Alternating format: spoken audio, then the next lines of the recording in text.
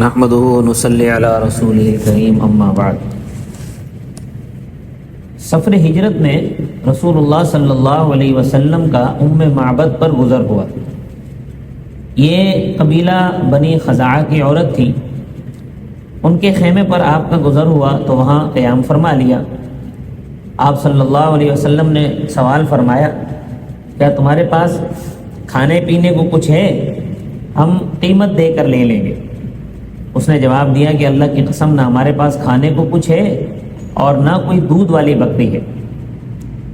رسول اللہ صلی اللہ علیہ وسلم نے اس کی بکریوں میں سے ایک بکری کو اپنے پاس بلایا اور اس کے تھنوں پر ہاتھ پھیر دیا اور بسم اللہ پڑھی اور اللہ تعالیٰ سے دعا کی، اللہم بارک، اے اللہ اس کی بکری میں برکت دے۔ پھر ایک پیالے میں دودھ دوہا یہاں تک کہ اس میں جھاگ آ گئے۔ فرمایا، معبد لے یہ دودھ۔ معبد نے کہا، آپ ہی پیجئے، آپ اس کے زیادہ مستحق ہیں۔ آپ نے دوبارہ معبد کے پاس بھیج دیا اور اس نے پی لیا۔ پھر آپ صلی اللہ علیہ وسلم نے دوسری بکریوں کے تھنوں پر بھی اپنا مبارک ہاتھ پھیرا اور عبداللہ بن اریقط کو پلایا اور آپ کے ساتھیوں نے بھی نوش کیا۔ سب سے آخر میں آپ صلی اللہ علیہ وسلم نے پیا اور فرمایا، ساقی القوم آخرهم شربا، جو لوگوں کو پلائے وہ سب سے آخر میں پیے۔ معبد کے شوہر گھر آئے تو ابو معبد جو تھے انہوں نے دودھ دیکھا تو سوال کیا کہ دودھ کہاں سے آیا، جبکہ گھر میں تو دودھ دینے والی کوئی بکری نہیں ہے۔ معبد کہنے لگی، اللہ کی قسم، ایک مبارک شخص تشریف لائے تھے، ان کے دودھ دوہنے سے بکری دودھ دینے لگی ہے۔ معبد نے کہا کہ جس مہمان کی وجہ سے ہمارے گھرانے میں یہ برکت ہوئی، ان کی صفت تو بیان کرو۔ تو معبد نے آپ صلی اللہ علیہ وسلم کی صفت بیان کی۔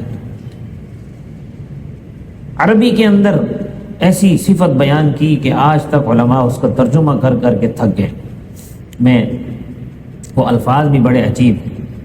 فرمایا، رأیت رجلا ظاہر الوضاءۃ ابلج الوجہ حسن الخلق لم تعبه نحلة ولم تزر به صعلة وسيم قسيم، وقال محمد بن موسى وسيما قسيما في عينيه دعج وفي أشفاره غطف وفي صوته صهل وفي عنقه سطع وفي لحيته كثاثة أزج أقرن، إن صمت فعليه الوقار وإن تكلم سمن وعلاه البهاء، اجمل الناس وابهاه من بعيد واحلاه واحسنه من قريب، حلو المنطق فصل لا نظر ولا هزر، كان منطقه خرزات نظم ينحدرن ربعة لا بائن من طول ولا تقتحمه عين من قصر، غصنا بین غصنین فهو انظر الثلاثة منظرا واحسنهم قدرا، له رفقاء يحفون به، ان قال انصتوا لقوله وان امر تبادروا الى امره، محفوظ محشود لا عابس ولا منفد۔ فرماتے ہیں کہ میں نے ایسے آدمی کو دیکھا جو بہت خوبصورت تھا، اس کا چہرہ روشن تھا، خلقی طور پر حسین تھا یا خلقی طور پر حسین تھا، دبلا پتلا نہیں تھا، اس کی کمر نہ پھولی ہوئی تھی نہ اس میں دبلا پن تھا، اس کے اعضاء میں شکستگی نہیں تھی اور اس کا سر بھی چھوٹا نہیں تھا، وہ ظاہری حسن سے موصوف تھا، آنکھوں کی پتلیاں سیاہ تھیں، پلکیں دراز تھیں، آواز میں بھاری پن نہیں تھا، گردن میں بلندی تھی، داڑھی گھنی تھی، بھویں باریک تھی۔ یہ شخص اگر خاموش ہوتا تو اس پر وقار ظاہر ہوتا تھا اور بات کرتا تو خوبصورتی ظاہر ہوتی تھی، دور سے دیکھنے ہی سے جمال ظاہر ہوتا تھا، قریب سے دیکھو تو مٹھاس اور حسن ظاہر ہوتا تھا، بات میں مٹھاس تھی، جملہ اور کلمات الگ الگ تھے، نہ بات اتنی مختصر کہ سمجھ میں نہ آئے، اور نہ زیادہ نہ ضرورت سے زیادہ کلمات ایسے تھے جیسے پروئے ہوئے موتی گر رہے ہیں۔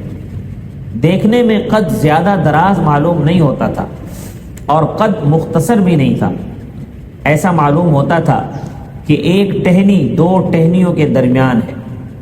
3 اشخاص جو آئے تھے، یہ شخص خوبصورتی کے اعتبار سے سب سے زیادہ نظر میں بھانے والا تھا، سب سے اچھی شان والا تھا، اس کے ساتھی اسے ہر وقت گھیرے ہوئے تھے۔ اگر وہ بات کرتا تو خاموشی کے ساتھ سنتے تھے، اگر کوئی حکم دیتا تھا تو جلدی سے اس پر عمل کر لیتے تھے۔ وہ شخص مخدوم تھا، اس کے رفقا ساتھ لگے رہتے تھے، اس کے چہرے میں کوئی ترشی نہ تھی اور اس پر بڑھاپے کے آثار نہیں تھے۔ ام معبد کا نام عاتکہ تھا اور والد کا نام خالد تھا۔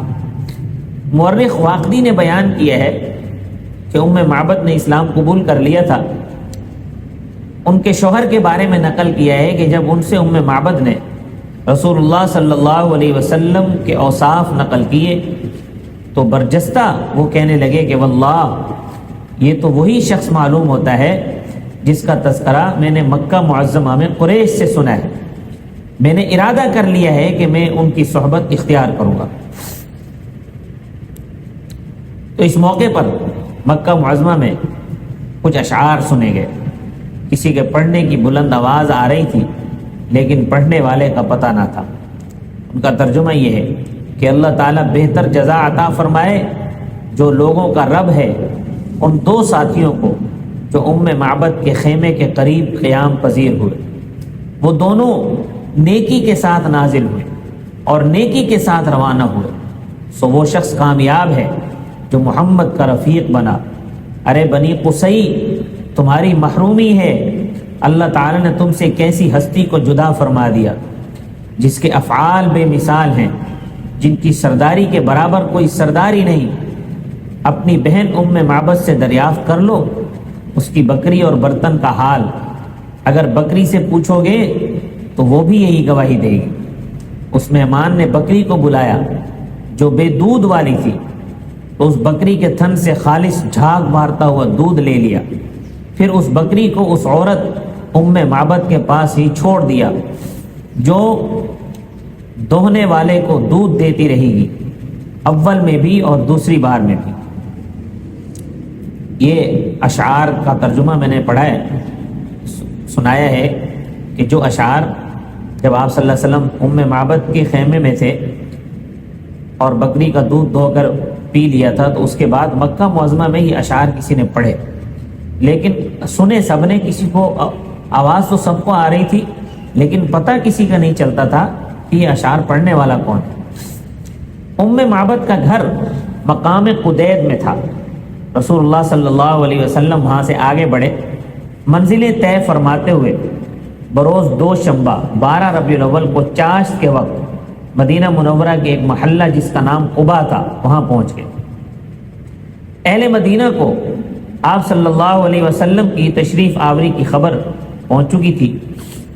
اہل مدینہ روزانہ صبح کو آبادی سے باہر جاتے تھے اور رسول اللہ صلی اللہ علیہ وسلم کا انتظار کرتے تھے۔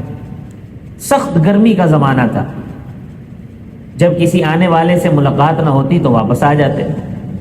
جس دن آپ صلی اللہ علیہ وسلم پہنچے ہیں اس دن بھی انتظار کر کے واپس آ گئے تھے۔ جب آپ صلی اللہ علیہ وسلم حضرت ابو بکر صدیق کو ساتھ لیے ہوئے شہر میں داخل ہوئے تو ایک یہودی کی نظر پڑ گئی۔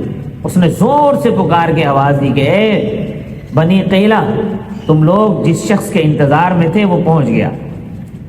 حضرات انصار رضی اللہ عنہ اپنے گھروں سے نکلے، آپ صلی اللہ علیہ وسلم کا استقبال کیا۔ حضرت ابو بکر آپ کے ساتھ تھے، دونوں شہر میں تشریف لائے اور حضرت کلثوم بن حدم رضی اللہ عنہ کے مکان میں تشریف فرما ہو گئے جو عمر بن عوف کے قبیلے سے تھے۔ رسول اللہ صلی اللہ علیہ وسلم کو چونکہ اس سے پہلے نہیں دیکھا تھا اور حضرت ابو بکر صدیق بھی ساتھ تھے، حاضرین نے حضرت ابو بکر کے بارے میں تصور کر لیا کہ یہ رسول اللہ ہے۔ پھر جب دھوپ آئی تو حضرت ابو بکر اپنی چادر لے کر سایہ کرنے کے لیے کھڑے ہو گئے تب حاضرین کو پتہ چلا کہ کون خادم ہے اور کون مخدوم ہے۔ حاضرین نے حضرت ابو بکر کو رسول اللہ صلی اللہ علیہ وسلم کی ذات گرامی اس لیے سمجھا کہ حضرت ابو بکر کی داڑھی میں خضاب لگا ہوا تھا۔ سرخ داڑھی ہونے کی وجہ سے ان کو عمر میں بڑا سمجھ کر مرتبے میں بھی بڑا سمجھ لیا۔ آپ صلی اللہ علیہ وسلم نے حضرت کلثوم بن حدم کے دولت قدہ پر ابتدائی قیام فرمایا تھا، پھر لوگوں کی آمد و رفت کی وجہ سے سعد بن خیثمہ کے گھر میں تشریف فرمایا کرتے تھے، کیونکہ ان کے اہل و عیال نہیں تھے۔ جیسا کہ پہلے یہ بات میں ذکر کر چکا ہوں کہ آن صلی اللہ علیہ وسلم حضرت علی رضی اللہ تعالیٰ عنہ کو مکہ معظمہ میں چھوڑ کر روانہ ہو گئے تھے تاکہ لوگوں کی امانتیں ادا کر دی جائیں جو لوگوں نے حضور صلی اللہ علیہ وسلم کے پاس رکھوائی تھی۔ حضرت علی رضی اللہ تعالیٰ عنہ نے 3 دن مکہ معظمہ میں قیام کیا، امانتیں ادا کی، پھر مدینہ منورہ کے لیے روانہ ہو گئے۔ ابھی آپ صلی اللہ علیہ وسلم کلثوم بن حدم کے مکان پر ہی تھے کہ آپ صلی اللہ علیہ وسلم کے پہنچنے کے 1-2 دن بعد حضرت علی رضی اللہ تعالیٰ عنہ بھی پہنچ گئے۔ قیام قباء کے دوران رسول اللہ صلی اللہ تعالیٰ علیہ وسلم نے مسجد قباء کی بنیاد ڈالی۔ یہ سب سے پہلی مسجد ہے جو اسلام کی تاریخ میں تعمیر کی گئی۔ پہلے رسول اللہ صلی اللہ تعالیٰ علیہ وسلم نے قبلے کی جانب پتھر رکھا، پھر حضرت ابو بکر رضی اللہ تعالیٰ عنہ نے، پھر حضرت عمر رضی اللہ عنہ نے ایک پتھر رکھا۔ اس کے بعد تعمیر شروع ہوئی۔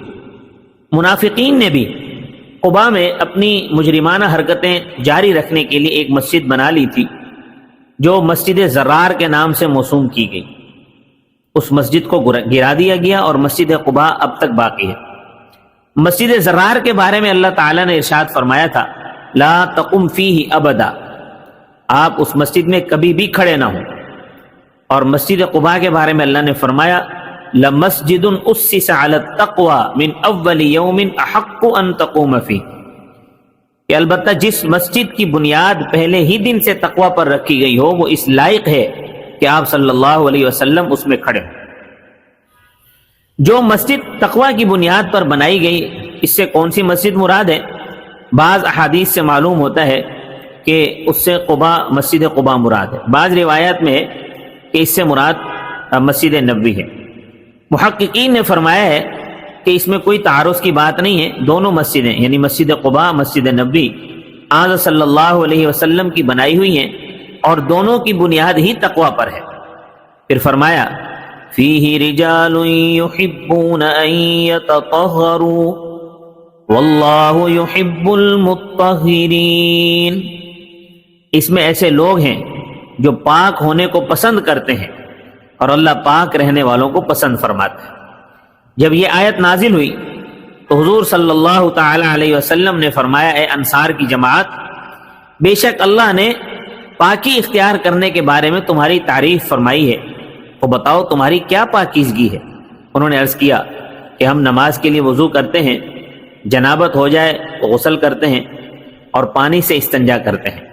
آپ صلی اللہ علیہ وسلم نے فرمایا، یہی بات ہے، لہذا تم اس کے پابند رہو۔ تمام مسلمانوں کے لیے یہ قانون ہو گیا کہ پتھر یا ڈھیلے کا استعمال کرنے کے بعد پانی سے بھی دھویا کریں۔ اللہ تبارک و تعالی مجھے اور آپ کو عمل کی توفیق عطا فرمائے۔ وما علینا الا البلاغ المبین۔